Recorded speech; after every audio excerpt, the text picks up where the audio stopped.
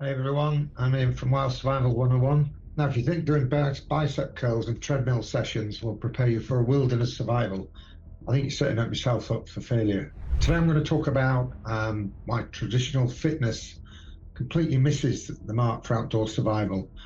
And I'm going to talk about show you how the training methods that actually work when your life depends on it, when you're out there in the wilderness. Anyway, when I first got serious about wilderness preparedness, I made the same mistake as I think quite a few people make. I thought being fit, getting fit in the gym meant I was ready for everything. But there's one thing that appeared on every single list, every single one. Now here's the reality. Survival situations, they don't really care about your bench press max. They care about whether you carry that 50-pound pack for 15 miles. You need to be able to think clearly under stress and adapting to changed conditions. So if you're not fully fit when you're out hiking, and your legs are aching and your back's hurting and because of the pack you're carrying, it's going to affect how you think, especially if you meet a situation that challenges you and you really need to think clearly and get hold of the situation and make some good, clear decisions as to what you're going to do. Today, I just want to break down the complete survival fitness system as I see it, and that which could save your life as well. So I think what most people don't realise is that the majority of wilderness emergencies aren't caused by lack of gear or knowledge. I think most people usually take the right kind of gear out there.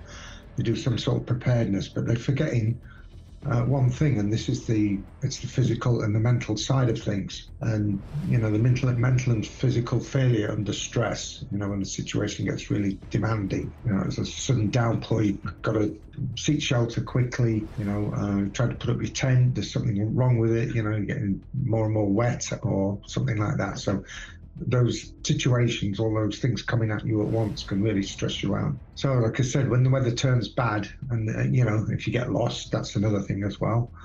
When equipment fails, that's when your true fitness, that's when it gets tested. Can you maintain decision making when you're exhausted? That's the thing. Can you move efficiently across rough terrain while carrying everything you need to survive? This could be horrendous weather conditions that you weren't expecting, even though you might have looked at the weather forecast, but something else crops up, because mountains, as you know, can create their own weather systems. What you find is in the gym that the training in the gym builds muscles in isolation, really. You go to one piece of equipment, it trains your back and your shoulder muscles, or you're doing the dumbbells, they're just your arm muscles. But survival demands your entire body needs to be working as one integrated system, while your mind needs to stay sharp and focused. I know from emergency medical professionals, they see this constantly.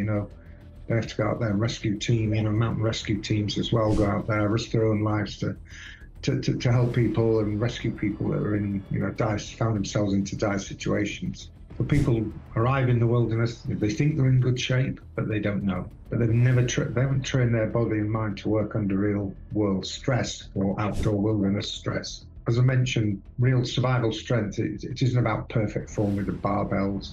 It's about being able to lift, carry, manipulate awkward objects when you're tired, cold and stressed.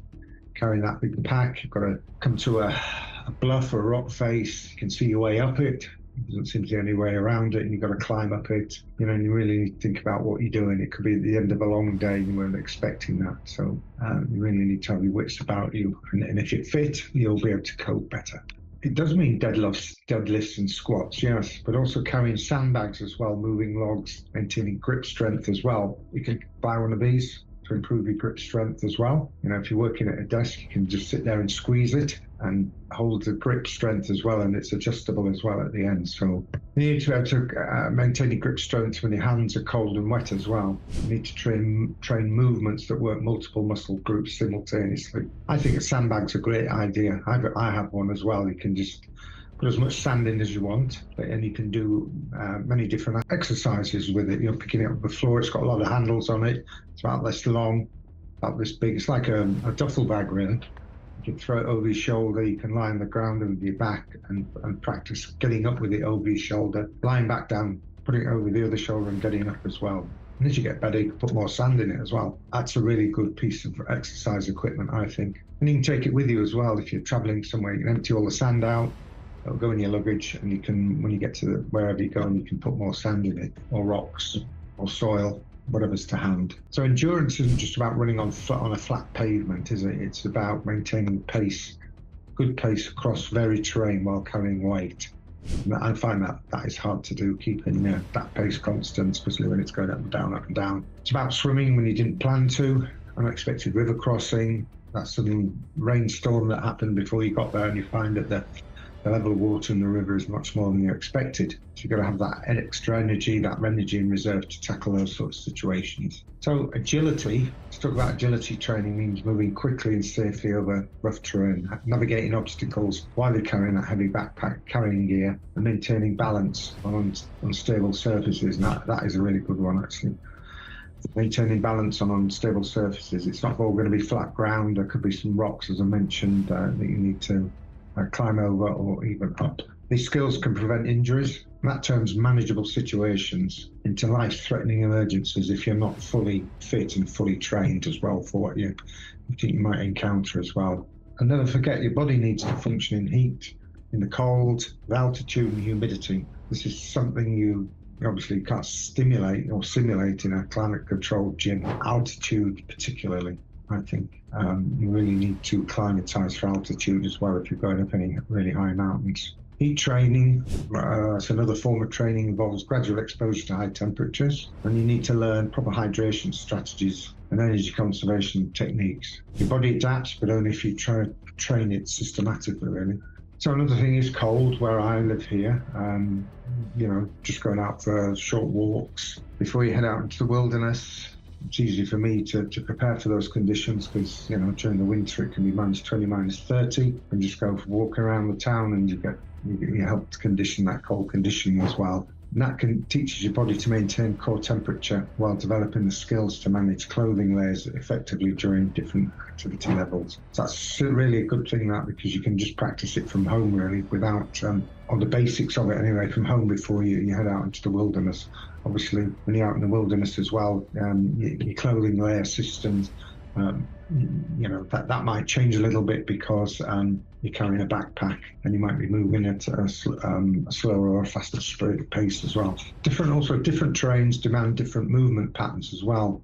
As I've mentioned, mountains teach ascent and descent techniques. And if you've ever, walked along the beach and the sand's not firm, then that's another. If the sand's really soft, sometimes you feel like taking 2 steps forward and 1 step back in sand, so that could be tiring as well. So sand can teach efficient movement across unstable surfaces. So you'll find that each environment has lessons that transfer to survival situations. So we're thinking about smart movement rather than brute force. Learning to move efficiently means you can go further, last longer, and maintain mental clarity when it matters most.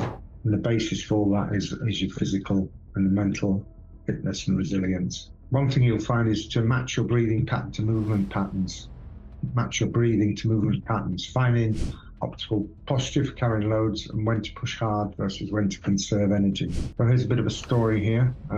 You've probably heard about this before. In 1972, there was a survival story in the Andes there with us, and that teaches about endurance and cold weather adaptation as well. An aircraft crashed high up in the mountains, so they were instantly in a cold climate. There was rugby players on board, and they survived 72 days in freezing conditions, partly because they were rugby players. They had that athletic training, and it gave them that sort of physical foundation which to ensure those harsh conditions. So you've probably heard about a Czech climber, well known. World famous actually, Alex Honnold. You probably heard also in Yosemite National Park there's quite a challenging rock face called El Capitan, and he was the first person to actually solo climb up there, no rope required. That for him actually core strength, core stability, and his grip strength was so important. So every movement he made had to be precise because one step, one slip, one bad move could see him come off the rock face to his death really. But he made it to the top, and it was a hell of an achievement. Another story here about a gentleman, you probably heard about him, called Ricky McGee's. He survived 71 days in the Australian outback, and that demonstrated his mental resilience and heat adaptation as well. So his ability to think clearly and adapt his strategy kept him alive in what was brutal conditions. Also, just touch on here about Arctic rescue operations and why load-bearing fitness in extreme condition matters. Rescue teams, they must train for the conditions they're going to meet, especially in the Arctic. They need to maintain strength and decision-making ability, and they obviously train when they're carrying full gear through harsh environments. They probably carry more than a normal person that goes into outdoor camping in the wilderness. They probably have to carry a lot of fitness equipment, fitness and rescue equipment as well, ropes and a lot of other stuff that, and probably specialized first aid kits as well. So we've heard, I think a lot of people heard about the US Navy SEALs. They're military special forces. They train incredibly hard to make sure they're adaptable and can fit into any really environment that they might be sent to anywhere in the world, from the jungles to the Arctic to Antarctic to tropical climates to temperate climates as well. And I think one survival SEAL put it in, he said, in survival situations, it's not about being the strongest but it's about maintaining strength over time, and that comes through good fitness and preparedness. You've heard probably another UK survival expert. He's been on television a lot. He had his own TV series. His name's Bear Grylls. He focuses on combining functional fitness with practical skills, while others emphasize energy conservation and strategies. Both approaches contribute to a complete survival fitness system, I think. So a proper survival fitness program has 3 phases, really. One is a foundation phase, and then that builds basic strength and endurance through progressive rucking, carrying rucksack outside, and functional movements as well. And then the second phase is called the integration phase, and that combines navigational challenges with physical training as well. And that teaches your body and mind to work together as well. You can imagine if you're in, you could be lost. The weather could be really bad. The GPS not working for some reason. You have your map and your compass out, and you're trying to think, match the landscape. The visibility might not be too good. You have your compass, and the rain's beating down. You might have other people in your party that aren't happy and complaining. There's all these things, and you're the group leader, and you're trying to maintain composure, stability in the group, and also find your way to where you want to go. So maybe just a designated campsite that you've booked into. It could be getting dark as well. So the third phase is the challenge phase, and that involves full-day survival scenarios. Could be multiple environments, testing everything you've developed in a realistic condition. That's bringing it all together. It's like the final test or the exam to make sure you're properly prepared. Let's talk about modern technology meeting ancient skills in this. So modern technology, you have things like heart rate variability monitors. There's one on this watch, and environmental sensors help optimize training responses, and that can really, train your fitness to a good degree. Actually, it's a good monitor of how well you're doing. And you have virtual reality training systems can simulate dangerous scenarios safely. There's goggles you put on, and you run a program, and they can put you into a bit like simulated pilots use for their training as well. But you can get them for great outdoors as well. So technology is not just a tool. The fundamental principles of building physical, mental resilience, I think, remain the same. Progressive challenge, environmental adaptation, mental fortitude. So I believe survival experts consistently emphasize that a positive mental attitude is the #1 priority for wilderness survival. So if you're in a tough situation and you start thinking, oh, this is no good, never going to get out of here, might die out here, no, that's not going to help you at all. So without it, all the physical preparation in the world won't save you without that positive mental attitude. So I think also that true wilderness survival, it's not about becoming invincible. None of us are invincible.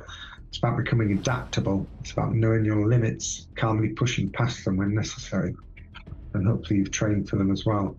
So you have to think about that. Everything I talked about, the sandbag being such a good training tool. So every sandbag you lift, every mile you hike, every cold exposure session teaches you the same lesson. because you're progressively building on what I've just said there, the hiking, the cold exposure, and the sandbag lifting. It shows you're more capable than you think you are. We all are. But preparation is a lifelong pursuit. It's not a destination, and it does take time as well, and build up slowly so you don't overexert yourself and then cause yourselves injury, which will put your progression to your goal back if you're having to cope with an illness that requires quite a bit of recovery room. So are you ready to start building real survival fitness? Begin with basics, as I mentioned, functional movements, and gradually add environmental challenges. Some of this can be done in the gym, those functional movements as well. I go to the gym like 3 times a week. There's some good framed, some good weight-bearing machines there as well, which you squat down with a barbell. That's really good. I would obviously combine that as a basis with what we've just talked about, the 3 phases of adaptation to getting ready for the great outdoors. So you can focus on movements that work multiple muscle groups while building mental resilience. So, as I mentioned, a barbell across your shoulder, squatting down, equipment that's in the gym as well, that works all your muscle groups. Remember, your greatest survival tool isn't your gear or even your strength. It's your adaptability and your mindset and your will to keep going, especially in tough situations. So if this has changed how you think about fitness and survival, hit that button and subscribe for more practical survival training content. Tell me, what's your biggest fitness challenge when it comes to outdoor activities? Let me know in the comments below. Stay prepared, stay strong, and prepare well, and we'll talk to you next time. Bye-bye.